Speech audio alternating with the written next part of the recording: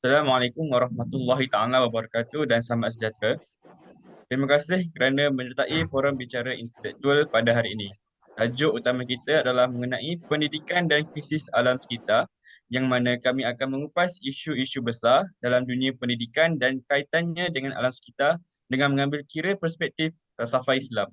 Forum ini diadakan dengan kerjasama pihak luar untuk memberi kita ruang berbincang tentang isu yang semakin kritikal ini. Penulis kita pada hari ini terdiri daripada 3 orang yang berpengalaman dalam bidang masing-masing. Pertama, saya ingin memperkenalkan Dr. Muhammad Najib, seorang ahli falsafah pendidikan. Kedua, kita ada Dr. Faris, seorang pakar dalam isu-isu alam sekitar dan keberlanjutan. Dan terakhir, kita ada Tuan Iman Amzah, seorang pendidik yang aktif dalam pengajaran dan pembelajaran berteraskan nilai-nilai Islam. Baiklah, bagi pusingan yang pertama ini, kita akan fokus kepada bahagian pendidikan yang boleh menjadikan alat untuk menangani krisis alam sekitar. Dr. Najib, bolehkah Doktor jelaskan bagaimana falsafah pendidikan Islam boleh memainkan peranan penting dalam menangani isu ini? Waalaikumsalam warahmatullahi taala wabarakatuh. Terima kasih moderator. Pendidikan dalam Islam menekankan nilai ilmu yang berguna keberkatan dan tanggungjawab. Dalam konteks krisis alam sekitar, kita dapat melihat bahawa Islam mengajarkan kita untuk menjaga bumi sebagai amanah. Konsep khalifah dalam Islam memberi penekanan kepada kita untuk menguruskan alam sekitar dengan baik. Dengan memperkenalkan nilai-nilai ini dalam kurikulum pendidikan, kita boleh melahirkan generasi yang lebih peka dan bertanggungjawab terhadap alam sekitar. Dalam pendidikan, kita harus memastikan bahawa konsep keberlanjutan dan kesedaran alam sekitar diajar dari peringkat awal lagi untuk membina kesedaran yang lebih mendalam. Baiklah, terima kasih Dr. Muhammad Najib. Bagaimana pula dengan Dr. Faris sebagai seorang pakar dalam alam sekitar? Bagaimanakah pandangan Dr. Faris mengenai antara pendidikan dan krisis alam sekitar dalam konteks Malaysia? Boleh teruskan Tuan Dr. Faris. Baiklah, terima kasih Tuan. Satu soalan yang agak menarik untuk saya kupaskan sebenarnya. Pendidikan merupakan kunci untuk menyelesaikan banyak masalah alam sekitar yang kita hadapi pada sahabat tahun. Di Malaysia, kita dapat melihat berlakunya perubahan iklim, pencemaran sungai, um, dan kehilangan biodiversiti yang semakin meluncing. Kita lihat berlakunya tanah runtuh yang semakin kerap berlaku disebabkan pokok-pokok di hutan telah dimusnahkan untuk tujuan pembalakan. Malah pokok-pokok yang ditebang ini juga mendorong kepada berlakunya banjir kilat dengan sangat kerap. Dalam bulan ini sahaja, kita dapat melihat terlalu banyak kes yang melibatkan haiwan-haiwan liar ini sepatutnya berada di dalam hutan namun telah keluar daripada habitat asal mereka. Yang paling terbaru iaitu pada 9 November yang merupakan kejadian di mana seekor harimau belang telah mati yang telah digilis di Jalan Gerik Jeli. Jadi kenapa perkara ini sebenarnya boleh berlaku? Kita dapat lihat binatang-binatang ini telah kehilangan habitat mereka sehingga mereka terpaksa untuk keluar daripada habitat asal mereka.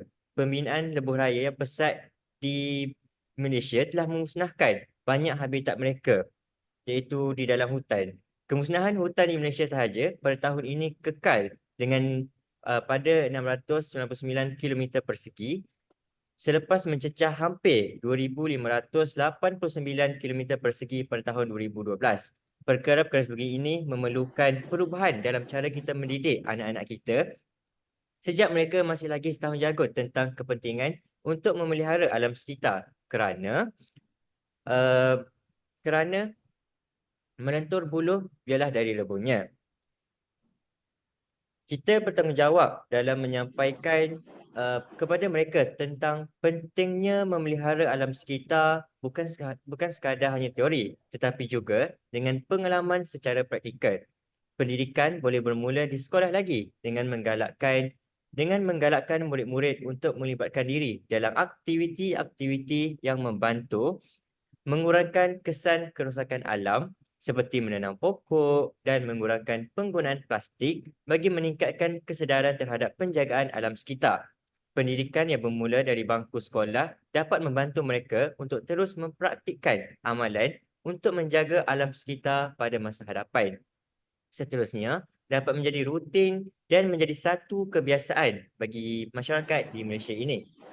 Pendidikan yang efisien mampu mengurangkan krisis alam sekitar yang berlaku dalam negara kerana wujudnya kesedaran dalam kalangan rakyat Malaysia itu sendiri. Baiklah, itu sahaja daripada saya.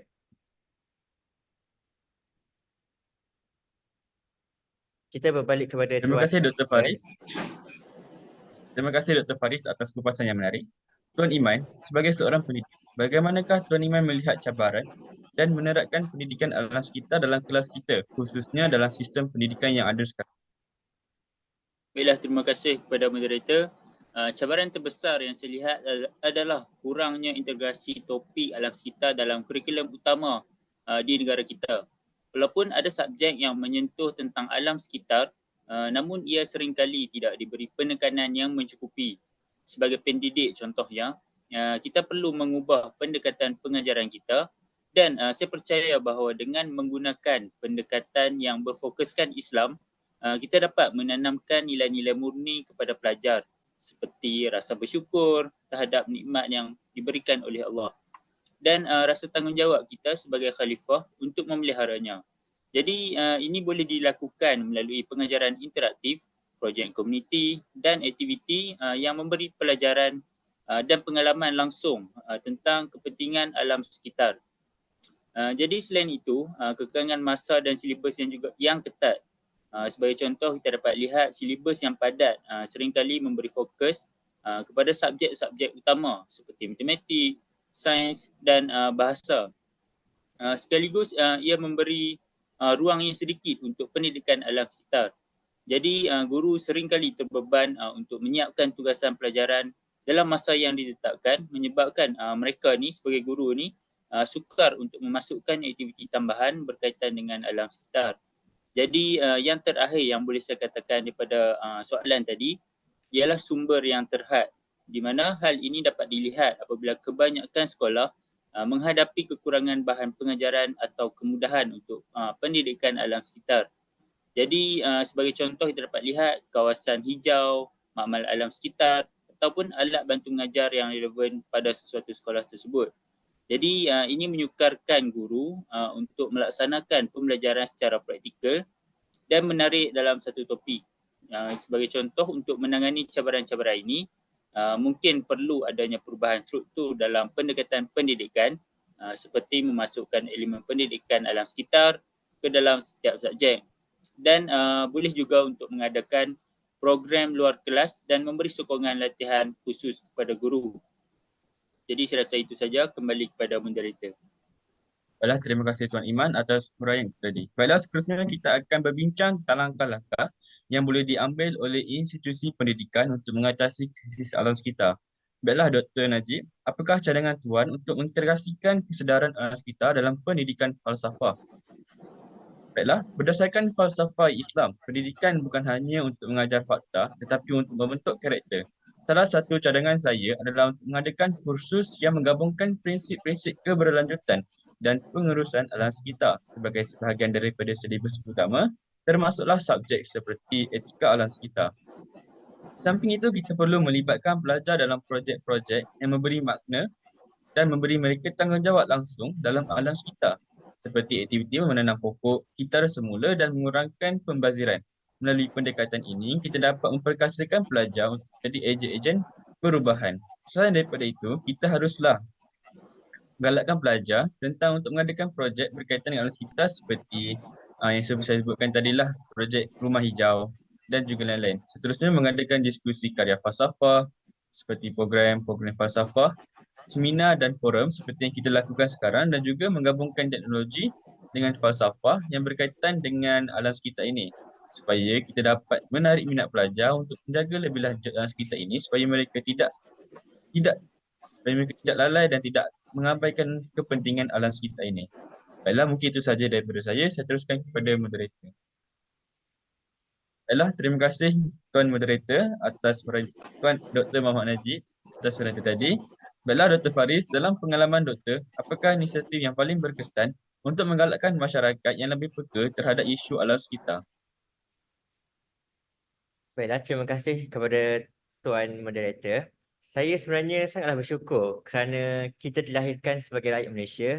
Kita dapat lihat bahawa rakyat Malaysia sentiasa menyokong segala inisiatif yang telah dijalankan oleh pihak kerajaan maupun dalam kalangan komuniti setempat.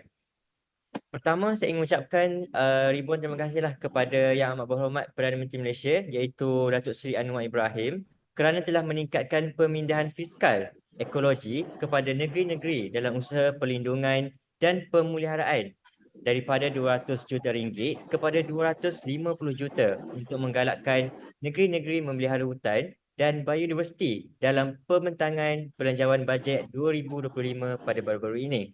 Kita juga amat menyambut baik pengenalan Akta Kecekapan dan Pemeliharaan Tenaga yang telah lama tertangguh. Saya berharap akta itu dapat dilaksanakan dalam masa yang terdekat ini. Kita dapat lihat bahawa pihak kerajaan telah bersungguh-sungguh dalam menyelesaikan isu alam sekitar yang berlaku dalam negara ini. Tetapi galakan daripada pihak kerajaan ini tidak dapat direalisasikan tanpa sokongan yang padu dan jitu daripada masyarakat setempat. Kerajaan-kerajaan negeri sewajarnya memainkan peranan yang amat penting untuk menggalakkan penlibatan masyarakat dalam menjaga alam sekitar di negeri masing-masing. Di Pahang misalnya, program Jangan Buang ini wang anjuran Majlis Pembandaran Kuantan yang memberikan wang tunai kepada sesiapa yang mengitar semula sampah mereka pada Majlis Pembandaran. Inisiatif ini mampu mengurangkan beban pusat pelupusan sampah di Pahang yang berdepan dengan isu pembuangan sisa pepejal. Di Kelantan pula misalnya, seramai 100 sukarelawan daripada pelbagai agensi masyarakat setempat telah berjaya mengutip 500 kilogram sampah di Pantai Senok Bacok. Program-program ini telah merupakan satu aktiviti tahunan yang dilaksanakan bagi menimbulkan kesedaran orang ramai terhadap kepentingan persekitaran yang bersih selain memberikan kesedaran mengenai tabiat buruk membuang sampah di merata tempat. Inisiatif-inisiatif ini amatlah penting supaya masyarakat lebih peka terhadap isu alam sekitar bagi memastikan khazanah yang dimiliki oleh negara kita terus terpelihara sehingga ke generasi akan datang. Itu sahaja. Kita kembali kepada moderator. Baiklah, terima kasih Dr. Faris. Baiklah Tuan Iman, bagaimanakah kita dapat memastikan bahawa kurikulum pendidikan di Malaysia dapat beradaptasi dengan perubahan iklim dan keperluan alam sekitar yang semakin mendesak? Baiklah, terima kasih kepada Tuan Moderator. Pada pandangan saya, Dr. Najib dan Dr. Faris, saya rasa kita perlu melihat semula struktur kurikulum kita. Salah satu langkah yang boleh diambil adalah dengan memperkenalkan pendidikan berasaskan projek. Jadi di mana pelajar ini diberi peluang untuk merancang dan melaksanakan projek alam sekitar dalam komuniti mereka. Jadi dengan cara ini, mereka bukan sahaja belajar tentang perubahan iklim dan isu alam sekitar, tetapi mereka juga dapat melihat hasil usaha mereka sendiri. Sebagai contoh kita ambil, kita mengintegrasikan pendidikan perubahan iklim dalam kurikulum, iaitu kurikulum formal di mana perubahan iklim dan kelestarian alam sekitar perlu dijadikan sebahagian dari mata pelajaran asas di sekolah. Bukan hanya di peringkat sains atau geografi, tapi di semua subjek dari peringkat rendah hingga ke peringkat sekolah menengah. Dan seterusnya, pendidikan merentas kurikulum iaitu topik berkaitan dengan alam sekitar boleh juga diintegrasi sebagai merentas kurikulum. Misalnya pada pandangan saya doktor, dalam pendidikan moral, sejarah dan bahasa supaya semua pelajar mendapat pemahaman yang menyeluruh mengenai isu ini. Dan di samping itu, kita juga boleh menekankan pendidikan kelestarian alam melalui teknologi dan digital sebagai contoh aplikasi dan permainan pendidikan. Jadi pembangunan aplikasi atau permainan interaktif ini mengenai perubahan iklim boleh membantu meningkatkan minat pelajar melalui teknologi. Pelajar ini dapat memahami fenomena seperti kesan rumah kaca atau pemanasan global yang lebih jelas. Dan cara lain juga iaitu kelas interaktif dan video pembelajaran dengan kita menyediakan pelajaran melalui video, simulasi atau bahan pembelajaran interaktif yang mana dapat memberikan impak yang lebih mendalam kerana pelajar ini dapat melihat sendiri impak perubahan iklim. Dan selain itu, kerjasama dengan badan-badan bukan kerajaan dan pihak industri seperti menyediakan sumber dan kemudahan yang lebih baik bagi pelajar ini dalam menjalankan projek-projek mereka. Sebagai contoh, kita mengadakan kerjasama dengan organisasi alam sekitar dan sekolah boleh bekerjasama juga dengan organisasi bukan kerajaan iaitu NGO dan institusi berkaitan alam sekitar. Dan kita boleh juga menjemput mereka, contohnya kita mengambil pakar dan mengadakan program pendidikan yang lebih mendalam mengenai kelestarian. Dengan adanya program perkongsian ataupun pengetahuan ini, maklumat dan program luar yang dianjurkan oleh pakar dalam bidang ini juga dapat memberikan mereka pendedahan yang lebih meluas kepada pelajar. Itu sahaja pada pandangan saya, Tuan Moderator. Baiklah, terima kasih Tuan Iman. Baiklah, kita telah sampai ke pusingan terakhir forum ini. Sebagai penutup, saya ingin mengajak setiap panelis memberi sedikit refleksi tentang bagaimana pendidikan dapat menjadi jalan untuk menyelesaikan krisis alam sekitar berdasarkan pandangan Islam. Baiklah, saya mulakan dengan Dr. Najib. Baiklah, terima kasih Tuan Moderator. Baiklah, dalam pandangan Islam, pendidikan memainkan peranan penting dalam menyelesaikan krisis alam sekitar dengan menanamkan prinsip tanggungjawab, moral, etika dan dalam penjagaan Islam dan kesedaran sebagai khalifah di bumi. Pendidikan berlandaskan Islam mengajarkan bahawa manusia diberi amanah untuk menjaga dan memelihara alam sebahagian daripada ibadah dan tanggungjawab kepada Allah. Konsep tauhid keesaan Allah mengingatkan bahawa manusia segala makhluk adalah ciptaan Tuhan dan merosakkan alam adalah melanggar perintahnya. Pendidikan juga boleh mendidik masyarakat tentang prinsip mizan iaitu keseimbangan yang menekankan bahawa manusia perlu memelihara keseimbangan ekosistem. Dengan mempraktikkan konsep ihsan, keadilan dan kebaikan, manusia digalakkan untuk berbuat baik kepada semua makhluk dan mengelakkan sikap tamak yang merosakkan alam sekitar. Melalui pendidikan formal dan tidak formal seperti sekolah, masjid dan komuniti, nilai-nilai boleh disemai. Kurikulum boleh diperluas untuk merangkumi pengetahuan saintifik dan etika Islam dalam menjaga alam dengan memberi tumpuan kepada pemahaman bahawa segala tindakan manusia terhadap alam mempunyai kesan yang perlu dipertanggungjawabkan. Dengan pendekatan ini, pendidikan dapat membentuk individu kesedaran tinggi untuk mengambil langkah-langkah proaktif dalam memelihara alam, sekaligus membantu menyelesaikan krisis alam sekitar dengan pendekatan holistik dan kerohanian, supaya kita dapat membina masyarakat yang bertanggungjawab terhadap alam sekitar. Bagaimana dengan Dr. Faris? Saya sangat setuju dengan Dr. Najib, maafkan saya. Pendidikan adalah kunci untuk membentuk generasi yang bukan sahaja cerdas dalam ilmu tetapi juga peka terhadap masalah alam sekitar.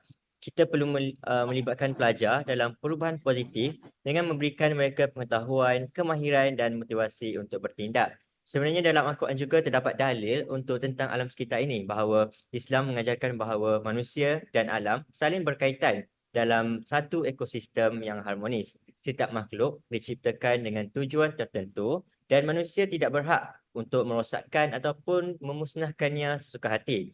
Dalam surah Al-An'am ayat 141, Allah Subhanahu Wa Taala menyatakan bahawa Allah Subhanahu Wa Taala telah berfirman bahawa, dan janganlah kamu berlebih-lebihan, sesungguhnya Allah tidak menyukai orang-orang yang berlebih-lebihan. Ayat ini telah memperingatkan umat Islam untuk menghindari sikap boros dan berlebihan, terutamanya dalam mengeksploitasi sumber alam. Sikap boros ini bukan sahaja memberi kesan buruk terhadap ekosistem, tetapi juga akan merugikan generasi pada masa akan datang.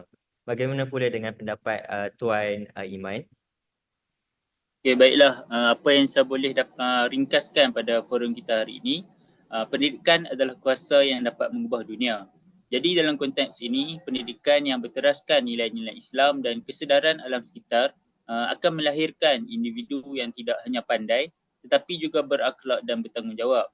Jadi kita perlu berusaha untuk memastikan bahawa setiap pelajar menyedari pentingnya menjaga alam sekitar, kerana inilah amanah yang perlu kita pikul. Sebagai contoh, memanfaatkan ilmu untuk kelestarian alam dan Islam juga menggalakkan umatnya untuk menuntut ilmu dan menggunakan ke arah kebaikan. Ini dipetik daripada surah Al-Mujadalah ayat yang ke-11. Jadi dengan ini, pendidikan yang menggalakkan ilmu pengetahuan alam, pelajar dapat memahami bagaimana cara untuk menjaga alam dengan lebih berkesan, seperti menggunakan sumber tenaga alternatif, mengitar semula dan mengurangkan pencemaran. Dan selain itu, penerapan ilmu sains dalam pendidikan berlandaskan Islam juga membantu memahami fenomena alam sekitar dengan lebih mendalam.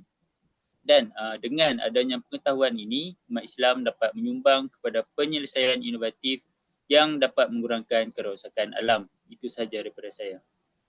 Baiklah, terima kasih Tuan Iman, Dr. Farid dan Dr. Najib atas huraian dan forum yang sangat bermanfaat kita pada hari ini. Baiklah, terima kasih kepada semua panelis atas pandangan yang sangat bernas. Semoga forum ini memberi pencerahan kepada kita semua mengenai hubungan antara pendidikan dan alam sekitar. Dengan itu, forum ini berakhir. Terima kasih kepada semua yang hadir dan selamat sejahtera.